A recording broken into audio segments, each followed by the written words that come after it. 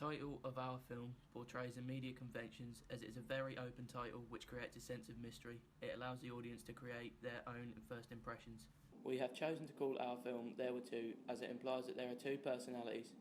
A similar media product that also uses this technique is the film Seven. By using the title of Seven, they encourage the audience further to infer that there is going to be 7 events based on the 7 deadly sins.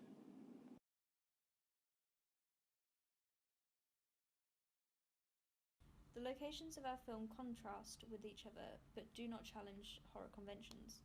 The use of stereotypical dark basement scenes represented the possible bad intentions of our antagonist.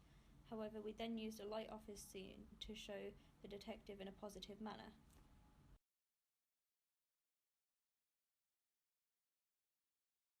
The antagonist side of our character wore very dark black clothing, which portrayed his dark personality and the mystery surrounding his character.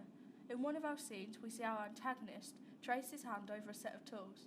This shot was inspired by a similar shot used in the film Nightmare on Elm Street.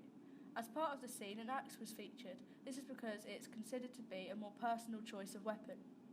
Dark clothing is often used in horror to intimidate the audience. An example of this is the film Insidious, where the ghostly character is covered with shadows.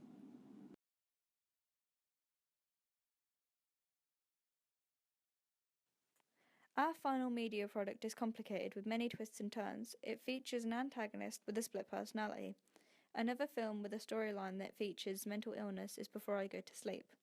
Along with this, it also includes a complex storyline as well as a plot twist.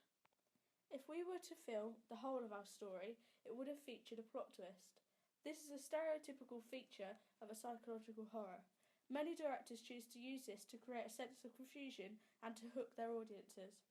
An example of a film that uses a plot twist is Scream 4.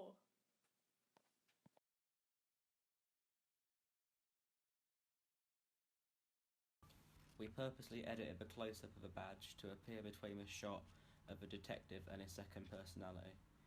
This complies with typical horror conventions as it contrasts clearly between good and evil. The high-angle shot of the antagonist's hand running over the tools was inspired by a similar shot that appears in the horror film Nightmare on Elm Street. This shot complies with typical horror conventions as it shows the antagonist's intent to use the tools as weapons. By purposely editing the dark personality picking up the axe next to the detective placing his photograph down, we discreetly imply to the audience that these two characters are connected in some way. This links to horror conventions as they often indirectly connect victims to antagonists. The shot of our opening is a close-up of our antagonist's masked face. We deliberately ended our horror opening with this shot to intimidate our audience. This conforms with typical horror conventions, as many horror films also aim to intimidate their audience.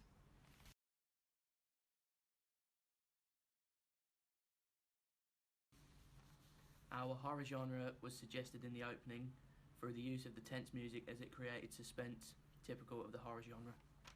An example of a film that uses tense music to introduce its characters is The Babadook. We see this when being introduced to the sleeping child.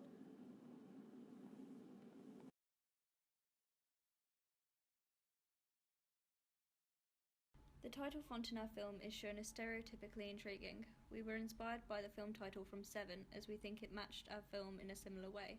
As well as this, it portrayed the obsessive manner of our antagonist.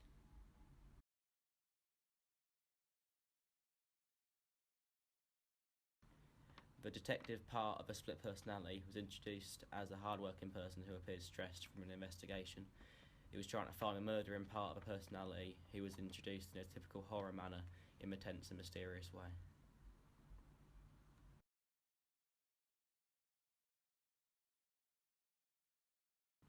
We did not use any special effects in our final task because they would have not been within our budget.